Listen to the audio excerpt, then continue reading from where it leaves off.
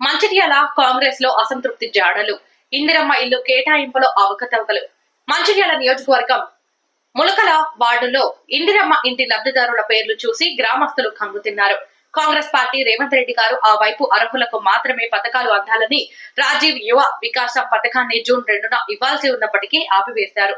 కానీ దానికి భిన్నంగా మంచిర్యాల శాసనసభ్యులు ప్రేమ్ సాగర్ రావు గారి కనసన్నల్లో ములకల వార్డుల్లో ఇందిరమ్మ ఇల్లు కేటాయింపు పేదలకు కాకుండా డబ్బున్న వారికి, పలుకుబడి ఉన్న వారికి, సంపన్నులకు కేటాయించడం పట్ల ఆ ప్రాంత ప్రజలు అసహనం వ్యక్తం చేస్తున్నారు.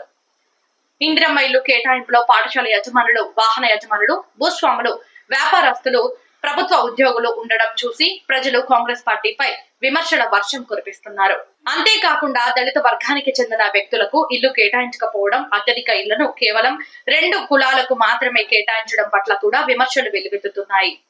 కాంగ్రెస్ పార్టీ ప్రజల్లో ఆదరణ పొందడానికి ఎన్నో రకమైన ప్రభుత్వ స్కీములు పెడుతున్న తరుణంలో ఇలాంటి చర్యల వల్ల కాంగ్రెస్ పార్టీ యొక్క గ్రాఫ్ పడిపోతుంది అనడంలో సందేహం లేదు.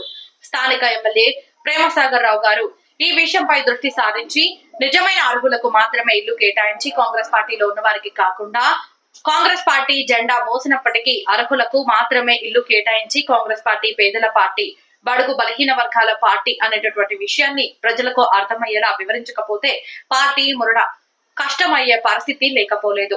ఈ పరిస్థితి ఇలాగే కొనసాగితే కేవలం మరి అనుచరులను మాత్రమే దగ్గర తీసుకున్నట్లయితే, వారి అనుచరులకు మాత్రమే ఇల్లు కేటాయించినట్లు అయితే రాబోయే స్థానిక ఎన్నికల్లో కాంగ్రెస్ పార్టీ ఓట్లు గల్లంతవడం అనేది ఖచ్చితంగా ఉంటుందని కార్యకర్తలు ఆందోళన చెందుతున్నారు.